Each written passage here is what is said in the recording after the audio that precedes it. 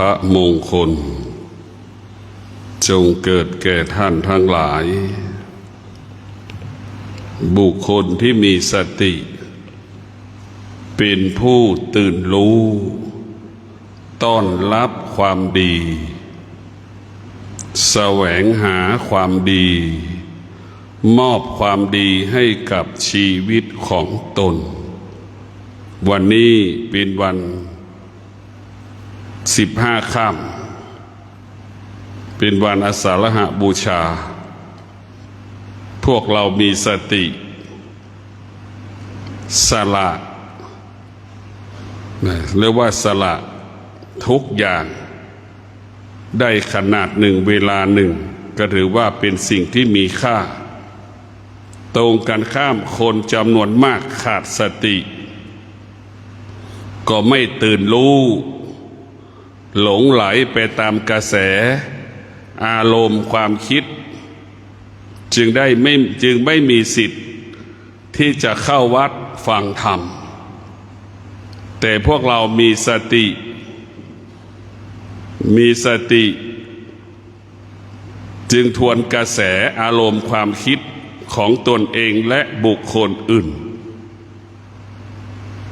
คนส่วนน้อยที่จะมาปฏิบัติน้อยมากถ้าเราไม่มีสติอันแรงกล้าไม่มีความอดทนอันสูงเลิศมีความเพียรอันเลิศเราจะไม่ชนะและเราก็จะไม่มาไม่ได้เพราะฉะนั้นสติเป็นเลิศวิริยะเป็นเลิศขันติเป็นเลิศจึงจะสลัดการงานภาระปัญหาต่างๆที่เราครอบครองที่เราปฏิบัติ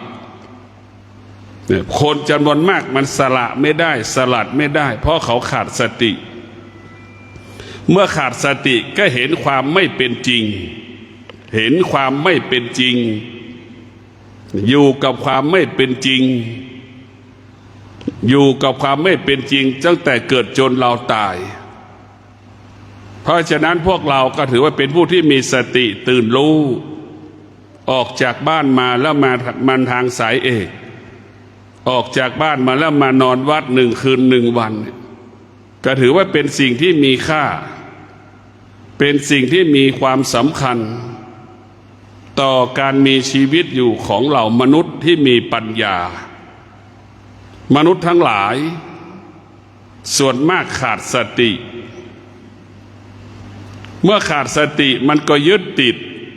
เช่นยึดติดในลูกในหลานในทรัพย์ในสมบัติอาชีพหน้าที่การงานยึดติดในการเที่ยวเล่นไม่สามารถมาได้เรียกว่ากิเลสมันจะดึงกระแสจิตลงที่ต่ำเรามาปฏิบัติธรรมเนี่ยเราเหมือนปลาว่ายทวนกระแสน้ำเราต้องแข็งแรงเราต้องสมบูรณ์เราถึงจะมาได้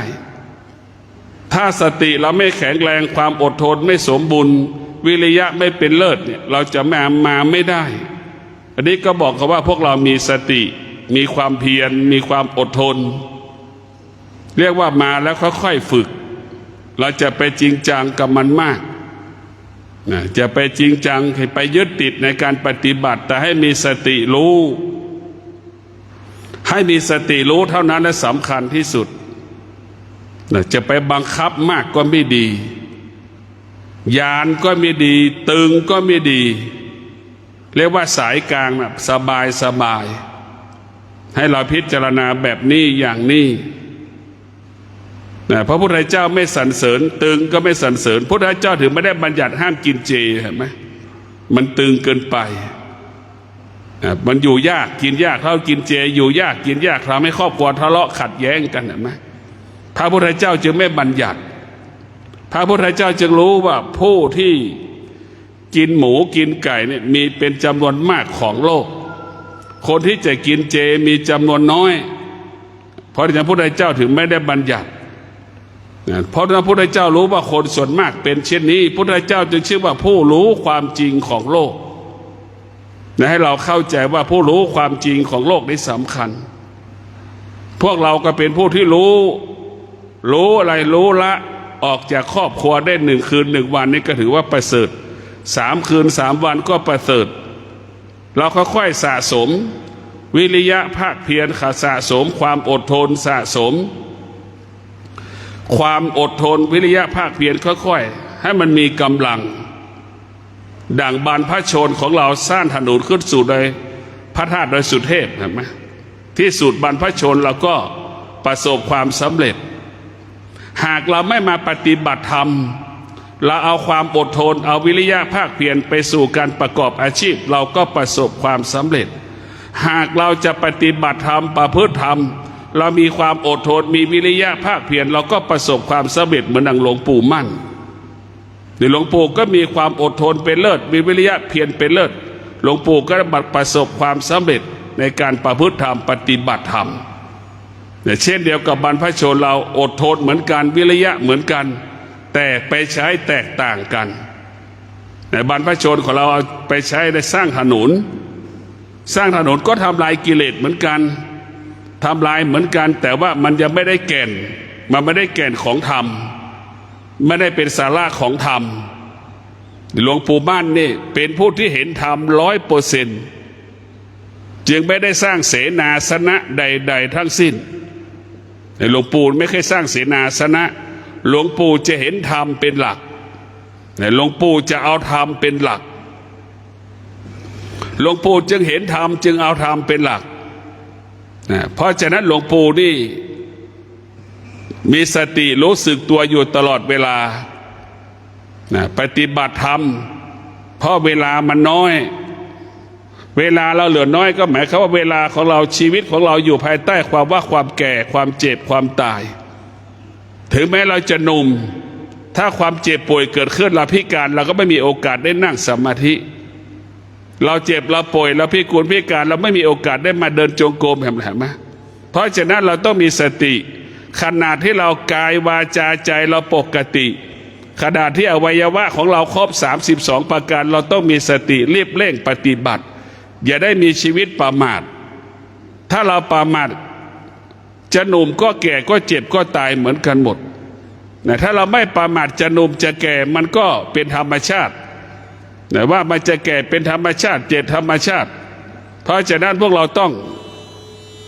มีสติอย่าประมาทในเรื่องของ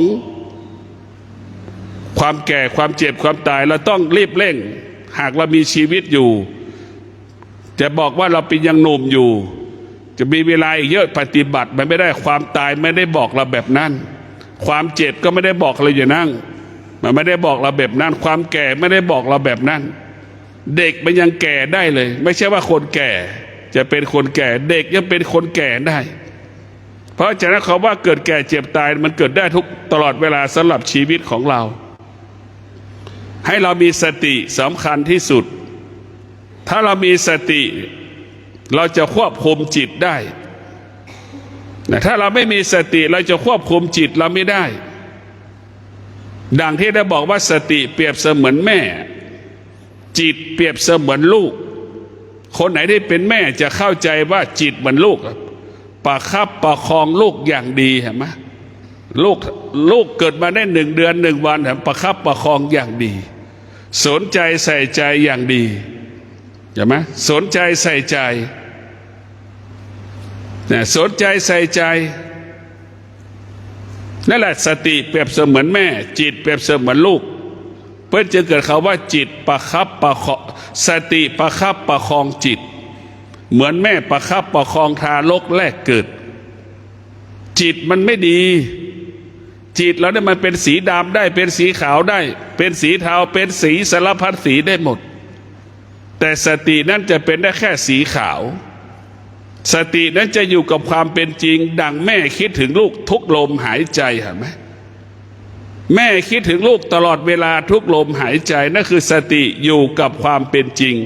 ไม่เปลี่ยนแปลงไม่แปรสภาพแม่จะมีกินไม่มีกินแม่ก็คิดถึงลูกแม่จะทุกข์แม่จะสุขแม่ก็คิดถึงลูกส่วนจิต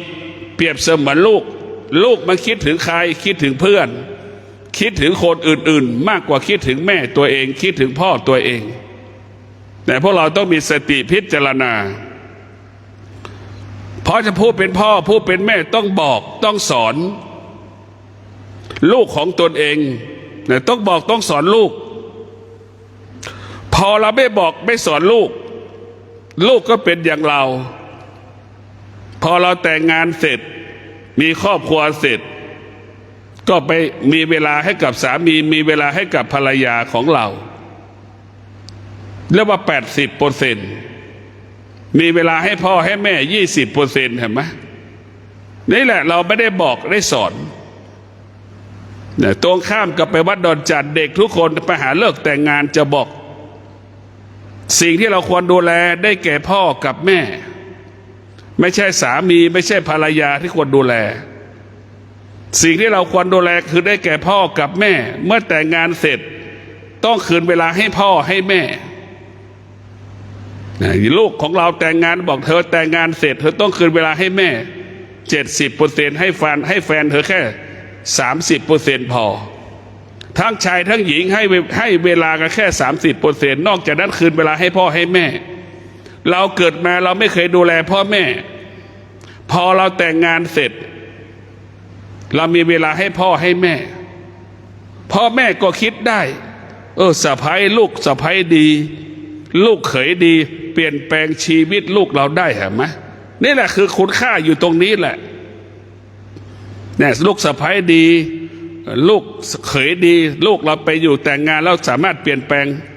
ความคิดได้ไม่เคยสนใจแล้วกลับมาสนใจเราอย่างเงี้ยนี่แหละคือเป็นสิ่งที่งดงามแต่ส่วนมากมันแต่งเสร็จมันก็ทิ้งแม่ดังเวลานี้ทิ้งแม่หมดแม่เราก็เป็นอยู่เราเป็นแม่อยู่เรามีลูกอยู่แต่เราก็มีแม่อยู่และเราก็เป็นลูกของแม่อยู่คิดไม่ได้ลูกที่ขาดสติจะคิดไม่ได้คิดถึงแต่ลูกของตนเองลืมแม่ตัวเองอยู่ข้างหลังทั้งที่เราก็เป็นแม่อยู่เราเป็นแม่และเราก็มีแม่อยู่เห็นไหมลูกที่ขาดสติรักแต่ลูกตนเองคิดถึงแต่ลูกตัวเองไม่ได้คิดถึงแม่นั่นแหละคือเราว่าลูกที่ขาดสติจะเห็นความไม่เป็นจริงถ้าลูกมีสติจะเห็นความเป็นจริงว่าแม่เป็นผู้ให้กำเนิดชีวิตเมื่อเรามีชีวิตเราจึงมีสามีคนนี้เราจึงมีภรรยาคนนี้เราจึงมีลูกคนนี้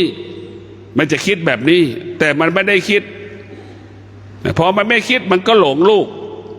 ทิ้งแม่ไว้ข้างหลังลูกที่ขาดสติเวลาแม่ป่วยก็ต่อรองอีกตอนเช้าตอนเย็นได้ไหมแม่พวกนี้เช้าได้ไหมต่อรองให้แม่ขอพระแม่ไปหาหมอเห็นไหมลูกยังต่อรองแม่อีกตรงกันข้ามลูกป่วยแม่ไม่เคยต่อรองใครแม่รู้ว่าลูกป่วยแม่เห็นไหมแม่จะลูกไปหาหมอทันทีสตางค์ไม่มีก็ไม่มีความหมายจะต้องไปหามาให้ได้จะยืมให้ได้เพื่อจะลูกไปหาหมอเนี่ยมันแตกต่างพ่อแม่มีสติประสบความสำเร็จในการเลี้ยงลูกลูกที่ขาดสติ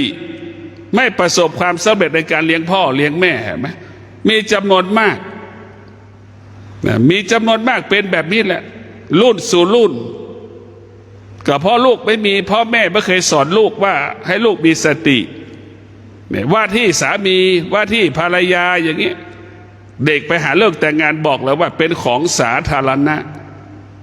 สามีของเธอว่าที่สามีเป็นของสาธารณะว่าที่ภรรยาของเธอเป็นของสาธารณะเห็นไหมเวลามาเลิกจากกันแล้วจะมีสามีกี่คนก็ได้มีภรรยากี่คนก็ได้เห็นไหมที่พูดเช่นนี้ก็คือความจริงมันเป็นเช่นนั้นเวลาเราเลิกจากกันแล้วเนี่ยเราเลิกจากกันแล้วมันก็เป็นของสาธารณะพ่อกับแม่เป็นสมบัติของเราทุกลมหายใจเห็นไหม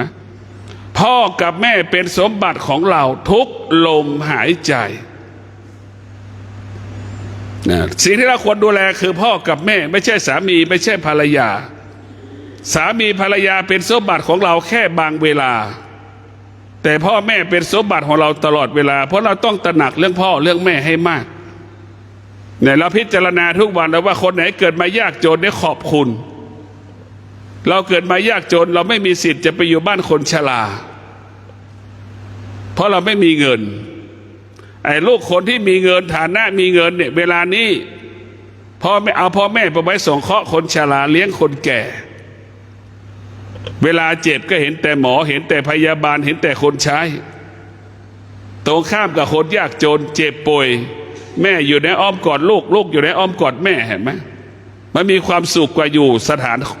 รับเลี้ยงคนแก่เพราะฉะนั้นเกิดมายากจนดีที่สุดอบอุ่นได้เห็นว่าคนแก่ที่มีเงินและส่วนมากเอาพ่อเอาแม่ไปไว้สถานที่รับเลี้ยงคนแก่เยอะเลยที่ไปวัดเนี่ยใช้คำพูดว่าแม่มีเพื่อนพ่อมีเพื่อนปู่มีเพื่อนย่ามีเพื่อนใช้คำพูดคำนี้เห็นไหมเรานึกดูดิลูกที่ขาดสติมีเวลาเลี้ยงสามีมีเวลาดูแลภรรยาแต่ไม่มีเวลาดูแลพ่อแม่ลูกที่ขาดสติถามว่ามันยุติธรรมไหมมีเวลาให้สามีมีเวลาให้ภรรยาแต่ไม่มีเวลาให้พ่อให้แม่พ่อแม่อดอยากได้แต่สามีภรรยาลูกของตัวเองอดอยากไม่ได้เห็นไหมมันอดสูไหมพวกเราทั้งหลายพ่อแม่ตัวเองเจ็บป่วยขอชะลอไม่ได้แต่สามีภรรยาลูกของตัวเองเจ็บป่วยเอารีบไปหาหมอเนี่ยมันแตกต่างกันเพราะฉะนั้นคนที่มีสติกับคนที่ขาดสติย่อมแตกต่างกันพวกเราต้องพิจารณาว่าสตินั้นสำคัญสติเป็นเครื่องเรียกว่าสติเปรียบเสมือนพระพุทธเจ้าสติคือพระพุทธเจ้านั่นแหละนะถ้าเรามีสติเท่ากับมีพุทธเจ้าอยู่ในหัวใจเรามีสติเท่ากับมีพระธรรมอยู่ในหัวใจเราหมดสติจึงเป็นต้นกำเนิดของธรรมเดี๋ยวเราจะมาปฏิบัติธรรมเราต้องมีสติสติเปรียบเสมือนคนขับรถจิตเราก็เปรียบเสมือนรถนะคนขับสติจะกำกับรถพวกเราจะต้องพิจารณาดูเราต้องมีสติจะผู้กำกับรถจิตเราเหมือนคนขับรถนั่นแหละรถจะถ้ามีสติกำกับรถก็ไม่ชนไม่อุบัติเหตุเพราะฉะนั้นพวกเราถ้ามีสติกำกับจิตโมโหงุนหงิดก็ไม่เกิดความโลภความโกรธความหลงก็ไม่เกิดถึงมันจะเกิดก็ทุเลาเบาบางมันไม่หนักไม่สาหัสเราต้องพิจารณาให้มากโดยเฉพาะปฏิบัติธรรมอายุ60ไปแล้วเนี่ยอายุ60เนี่ยคำว่าสามีไม่ควรจะมีในหัวใจคำว่าภรรยาไม่ควรจะมีเกิดขึ้นในหัวใจคำว่าลูกไม่ควรจะมีเกิดขึ้นในหัวใจนะถ้าเรามีสามีเรามีภรรยามีลูกเนี่ยทำให้เราเป็นทุกข์เราต้องปรับเราต้องเปลี่ยนแปลงนะคนอายุ60ต้องทำตัวท่านมีลูกเราก็ต้องปรับตัวฐานะพ่อแม่ไปเป็นลูกนะปรับตัวเราปรับตัวฐานะพ่อแม่ไปเป็นลูกลูกอายุ40ก็ต้องปรับตัวทำตัวเป็นพ่อเป็นแม่ลูกอายุ40ต้องรับภาระหน้าที่แทนพ่อแม่ต้องเป็นเช่นนั้นพ่อแม่อายุ60ก็ต้องลดบทบาทลดหน้าที่ในการเป็นพ่อเป็นแม่และให้ลูกรับภาระหน้าที่แทนของเราไปอย่างน้อยก็ 30% อายุ60ลดไปได้ 30%พออายุ70แล้วก็ลดหายไปเลยไม่ต้องเอาไม่ต้องมีแล้วแต่ถ้าเราคิดได้อย่างนี้เราก็จะเบาบางลงอันนี้เป็นแม่จนตายเป็นแม่จนตายนี่จบเลยเป็นลูกจนตายนะแม่ลำบากเพราะแม่เป็นแม่จนตายแม่ลำบากเพราะแม่มีลูกแม่ลำบากเพราะแม่มีลูกจนตายนั่นแหละลูกก็ทำตัวเป็นลูกของแม่จนตายแม่60ไป70ลูกยังขอเงินแม่ใช้อยู่นะไหมนี่แหละพวกเราแม่80 70ลูกยังขอเงินแม่ใช้เนี่ยลำบากเพราะอย่างนี้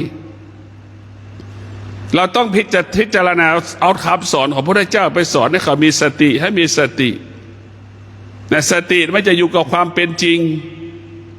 มันจะไม่อยู่กับความเป็นจริงดังแม่อยู่กับลูกนั่นแหละคิดถึงลูกตลอดเวลาจะสุขจะทุกข์กับลูกต้องอยู่ในหัวใจเรานี่แหละคือสติเมื่อเรามีสติมันจะบังคับให้เราอดทนเมื่อมีสติมันจะบังคับให้เรามีวิริยะภาคเพียรคิดสิ่งใดก็สำเร็จพูดสิ่งใดก็สำเร็จทำการใดๆก็สำเร็จถ้าเรามีสติมันจะบังคับเราถ้าเราขาดสติและสติเราอ่อนแอเนี่ยเราจะพ่ายแพ้อารมณ์ของเราพ่ายแพ้กระแสอารมณ์เราจิตเราก็ไหลไปสู่ที่ต่ำเกิดอาการหงุดหงิดอึดอัดเบื่อหน่ายรำคาญเซ็งเกิดขึ้น ถ้าเรามีสติแล้วเราจะแข็งแรงและจะสมบูรณ์สตินี่สำคัญที่สุดพวกเราต้องมีสติให้มากนะโดยเฉพาะฤดูเข้าพรรษาผู้ที่ปฏิบัติธรรมทางสายเอกเนี่ยอย่างวันพระวันนี้เราต้องมีสติข้าพเจ้าจะเป็นใบ้อย่างเงี้ยครึ่งวันเนี่ยก็ยังดีข้าพเจ้าจะงดกินน้ำครึ่งวันก็ยังดีเนี่ยดูมันเนี่ยมันจะเป็นยังไงบ้างเนี่ยเราเป็นใบ้ครึ่งวันเป็นใบ้1 วันวันพระอย่างนี้ต่อไปเราจะงดฉันอาหารงดกินอาหาร1 วันอย่างเงี้ยเราต้องพิจารณาแบบนั้นเนี่ยคือว่าถ้าเราไม่ทำแบบนี้เราก็จะไม่เท่าทานกิเลสเราจะอ่อนแอเนี่ยสมัยเราเป็นเนนเนี่ยพระรุ่นพี่เนี่ยกินแต่น้ำเกลือเนี่ยเกลือเป็นเม็ดเอาไปแช่น้ำเนี่ย15 ค่ำมันจะเดินเป็นหลักนั่งไม่ได้นั่งมันจะเกิดอาการมันจะเดินเป็นหลักเลยเดินทั้งคืน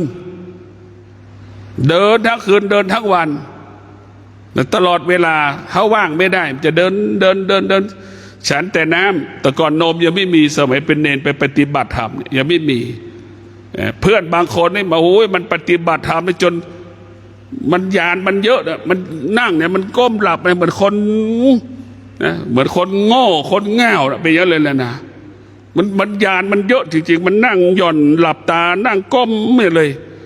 แต่มันยานเนี่ยมันน่ากลัวมันมีกระแสยานมันเยอะเพราะปฏิบัติธรรมนี่สมัยเราปฏิบัติธรรมเป็นเนนนี่ตี 2นี่ฝรั่งมาเดินจงกรมแล้วเราตี 2เรากำลังเปิดหน้าต่างล้างหน้าฝรั่งแคนาดาเดินจงกรมแล้วโอ้โหมันขยันกว่าเราอีกนะฝรั่งนี่เขาจริงจังมากนะพวกเราก็ต้องมีสติบำเพ็ญเพียรทำความดีให้มากที่สุดแต่เราต้องมีสติอย่างวันนี้วันพระเนี่ยเราก็ต้องมีสติละอย่างน้อยเราต้องมีสติว่าจะสวดมนต์ส่วนตัวเรา1 ชั่วโมงจะนั่งสมาธิส่วนตัว1 ชั่วโมงเราต้องทำให้ได้อย่าไปทำตามกฎเกณฑ์กติกานี่ที่ผ่านทำตามกฎเกณฑ์กติกาหมายความว่านี่สำนักทางสายเอกเนี่ยตี 3 ครึ่งแล้วเนี่ยตีละครั้งนี่คือทำตามกฎเกณฑ์กติกาอันนี้ก็อีกเรื่องหนึ่งแต่เราก็มีอีกเรื่องหนึ่งถ้าเราทำตามกฎเกณฑ์กติกาก็ไม่เจริญอีกเราต้องทำนอกกฎเกณฑ์กติกาเราต้องไม่เจริญเราต้องนอกกฎเกณฑ์กติกาอย่างเราคนยากจนเนี่ยเราต้องตื่นตี 5อย่างเงี้ยตี 5 ครึ่งออกจากบ้านอย่างเงี้ยเราไปปลูกถั่วปลูกงาเนี่ยมาช่วงระหว่าง2 ชั่วโมงครึ่งเนี่ยตี 5 ครึ่งจนไปถึง7 โมงเนี่ย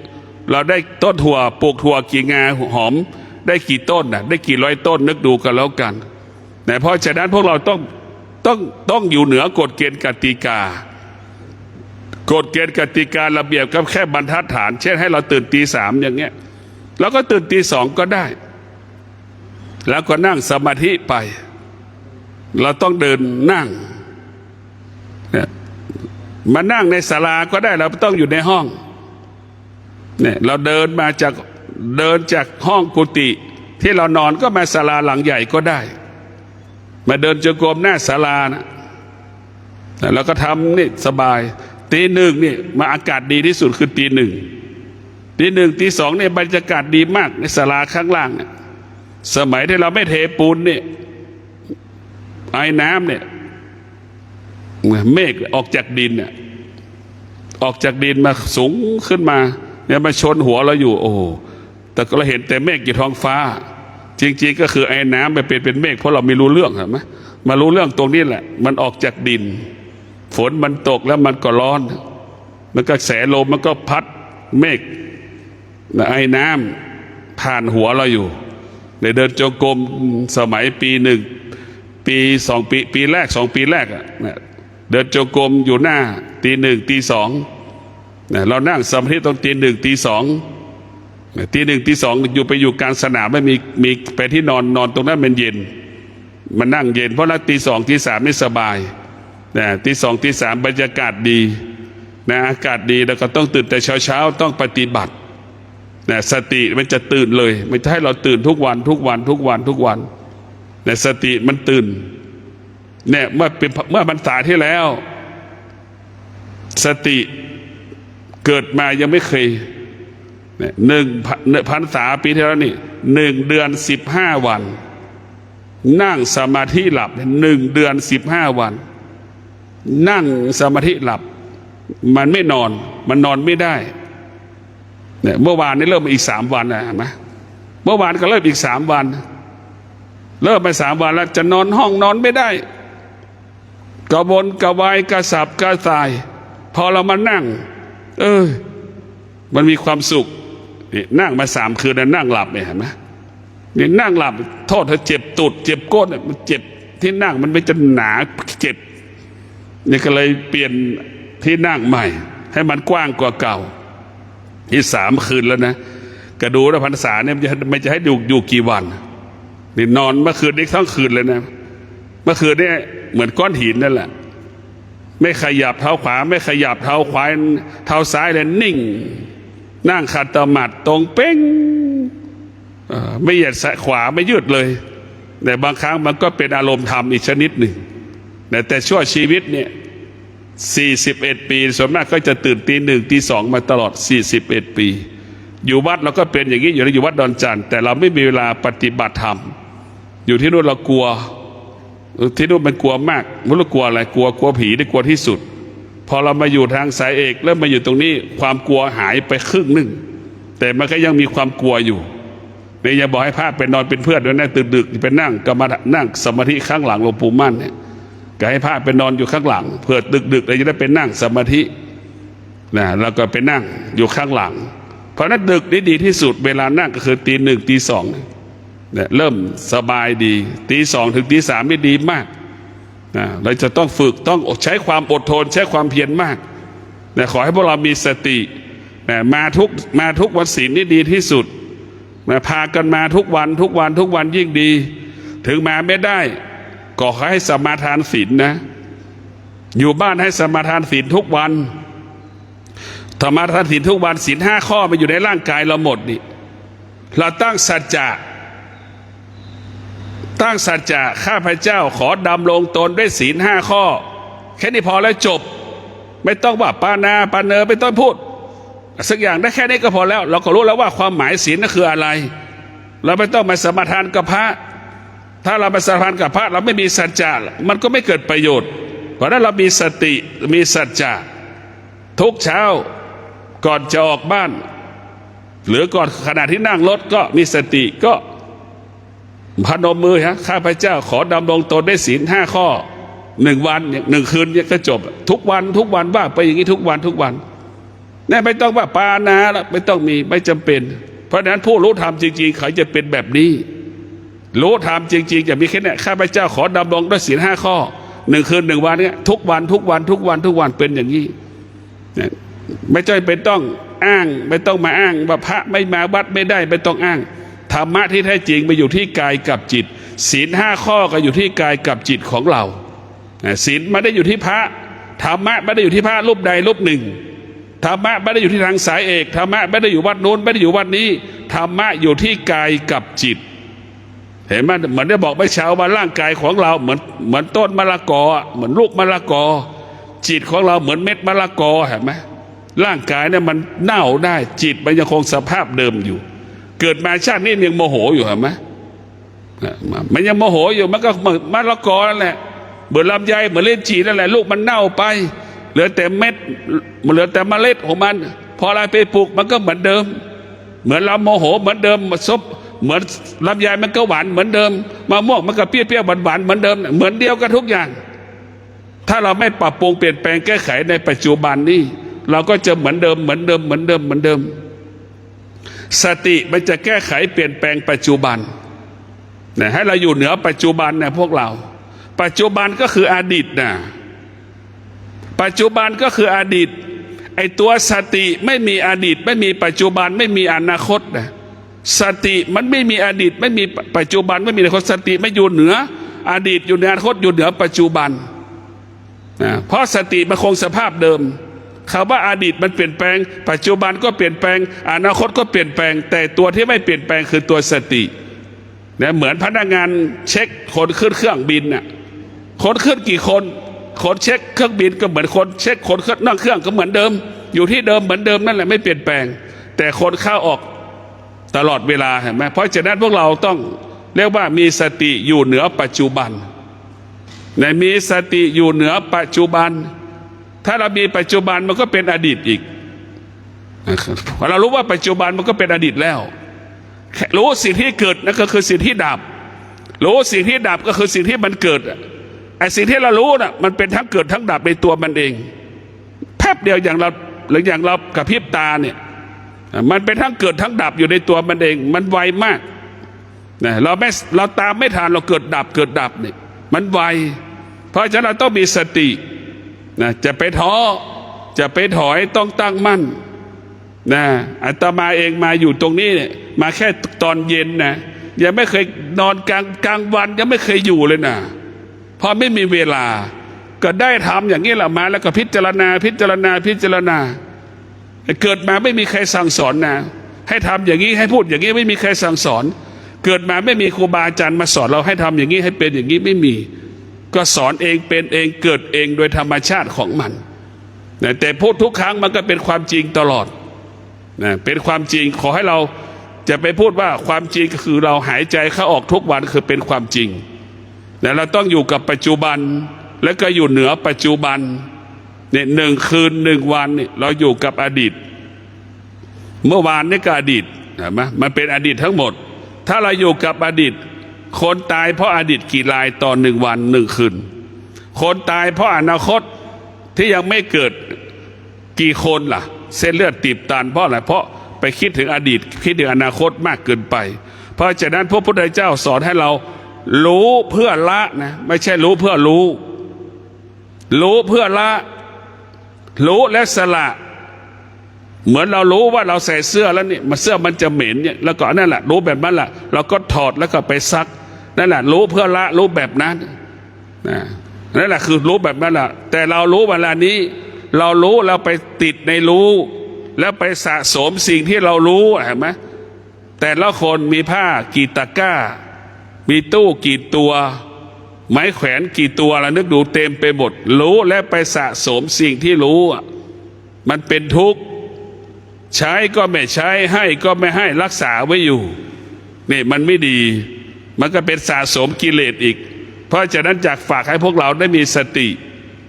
มีสติให้มากมาทางสะเอกคือได้กับได้มาปฏิบัติธรรมไม่มีคำว่าเสียอย่างน้อยเราได้แล้ว1 คืน 1 วันได้อะไรสติก็ได้แล้วว่าจะมาวัดมาถึงทางสายเอกแล้วอยู่เราวางสายเอกเราก็ตั้งใจแล้วว่าจะมา1 คืน 1 วันก็ครบแล้วบางคนตั้งใจ15 วันก็ครบแล้วบางคนตั้งใจ3 วันก็ครบแล้วนี่แหละธรรมที่มันได้ก็คือสติสัจจะวิริยะขันติเราอยู่ได้ครบ15 วันคำว่าสติก็ได้คำว่าสัจจะก็ได้คำว่าอดทนก็ได้คำว่าวิริยะภาคเพียรก็ได้นี่แหละคือธรรมแต่มันได้กับได้มันไม่มีเสียพวกเราแต่เราจะไปนั่งสมาธิไม่จะได้ทำจากสมาธินั้นมันยากธรรมที่ได้จากการนั่งสันคือได้ความอดทนในการนั่งเนี่ยเรานั่งท่านี้30 นาทีเราจะไม่เปลี่ยนอริยบทอย่างอันนี้แหละคือได้ธรรมเรานั่งสมาธิ30 นาทีเราจะไม่ขยับมือขวามือซ้ายนี่แหละคือธรรมเราสามารถนั่งครบ30 นาทีเราไม่ขยับเท้าขวาเท้าซ้ายเราไม่ขยับมือขวามือซ้ายครบ30 นาทีนั่นแหละได้ธรรมะแล้ว ธรรมะก็คือสติสัจจะวิริยะขันติ เกิดกับเราแล้วนั่นแหละคือธรรมะเกิดกับเราแล้วสติสัจจะวิริยะขันติน่ะเกิดขึ้นกับเราเราจะเอาธรรมเราจะไปแสวงหาธรรมแต่เราไม่เอาธรรมเนี่ยเราจะนั่งสมาธิทุกครั้งเราต้องเอาธรรมสติสัจจะวิริยะขันติไปควบคุมกายของเราข้าพเจ้าจะนั่งเท้าขวาเท้าซ้ายครบ30 นาที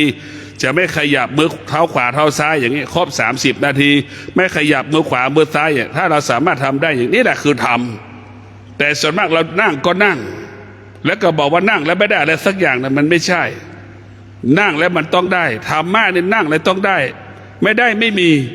ธรรมะมีแต่ได้มีแต่ได้ไม่มีคำว่าเสียกิเลสมีแต่เสียมีแต่เสียแต่ธรรมะมีแต่ได้แต่ได้ เนี่ยเราต้องมีสติให้พวกเราได้พิจารณาว่าการเป็นอยู่ของเรานั้นเราต้องมีสติกำกับกำหนดควบคุมการดำเนินชีวิตของเราแต่ละวันแต่ละวันเนี่ยเรามีสติรู้สึกตัวธรรมะภาคปฏิบัติสอนมีสติรู้สึกตัวมีสติรู้สึกตัวเท่านั้นการมีสติรู้สึกตัวนั่นคือรู้พระธรรม84,000พระธรรมขันธ์ถ้าเราขาดสติไม่รู้สึกตัวเราก็เหมือนคนบ้าเนี่ยเหมือนคนเป็นอัมพฤกษ์อัมพาต เป็นอัมพฤกษ์อัมพาตเนี่ยมันไม่สามารถทำอะไรได้เดินก็ไม่ได้นั่งก็ไม่ได้เห็นไหมเพราะฉะนั้นเราต้องรู้สึกตัวอยู่ตลอดเวลาธรรมะภาคปฏิบัติให้เรารู้สึกตัวรู้สึกตัวรู้สึกตัวนั่นแหละคือธรรมนั่นแหละคือแก่นของธรรมสาระของธรรมคือการรู้สึกตัวมันจะเกิดคำว่ารู้และก็ละสิ่งที่รู้มันจะเกิดคำว่ารู้และก็อยู่เหนือสิ่งที่รู้มันจะเกิดคำว่ารู้แล้วไม่ตามรู้นี่เป็นหัวใจของธรรมะภาคปฏิบัติขอให้พวกเราทุกคนได้มีสติในการดำเนินชีวิตได้มีสติปฏิบัติหน้าที่ฤดูเข้าพรรษา3 เดือนขอให้พวกเราได้มีสติสวดมนต์ทุกวันถึงแม้จะไม่มีเวลาสวดมนต์ก็ขอให้มีสติให้มีสติก่อนนอนทุกคืนเปิดฟังสติปัฏฐาน4นะก่อนนอนทุกคืนให้เราเปิดฟังสติปัฏฐาน4 30 นาทีทุกวันก่อนนอนทุกคืนเราจะต้องฟังสติปัฏฐาน4ก่อนตื่นทุกวันเราจะฟังปฏิจจสมุปบาท30 นาทีทำอย่างนี้ทุกวันทุกวันเนี่ยเราจะเป็นเราไม่ต้องไปนั่งพักอะไรนอนฟังก็ได้นะเพื่ออะไรบางคนก็อ้างว่าขี้เกียจไม่มีเวลาก็นอนฟังก็ได้